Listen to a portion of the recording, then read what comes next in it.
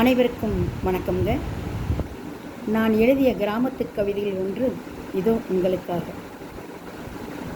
சாயங்கால வேளையிலே சாமந்திப்பூ சூடிக்கிட்டு பச்சை தாவணியிலே பகட்டாத்தான் வருவாயே.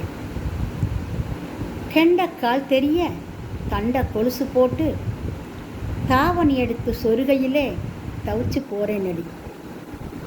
நவாப்பழ கண்ணால் நாலா பக்கமும் சொலட்டி பார்த்துட்டு சொடுக்கித்தான் கூப்பிடுறையே.